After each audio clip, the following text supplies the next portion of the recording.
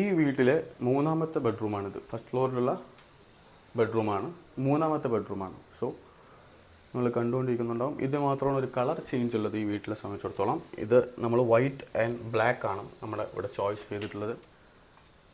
ബ്ലാക്കിൽ നമ്മൾ frame set ചെയ്തിട്ടുണ്ട് കംപ്ലീറ്റ് ആയിട്ട്. വൈറ്റ് ഷീറ്റാണ് നമ്മളിവിടെ HPL വരുന്ന വൈറ്റ് ഷീറ്റും അതുപോലെ തന്നെ ബ്ലാക്ക് അലുമിനിയം ഫ്രെയിമാണ് നമ്മളിവിടെ കൊടുത്തിട്ടുള്ളത്.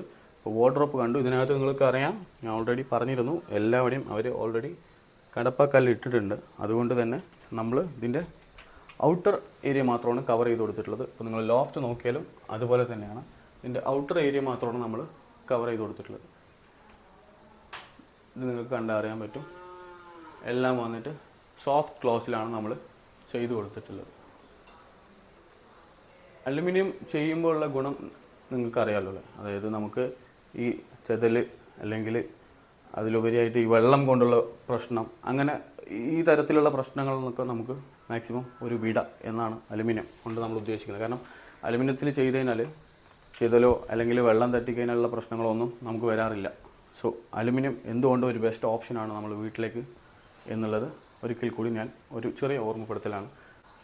അപ്പോൾ ഇതുപോലുള്ള വർക്ക് നിങ്ങൾക്ക് നിങ്ങളുടെ വീട്ടിലും ചെയ്യണമെന്നുണ്ടെങ്കിൽ നിങ്ങൾ തീർച്ചയായിട്ടും A1 ഇൻറ്റീരിയേഴ്സിനെ കോൺടാക്ട് ചെയ്യുക.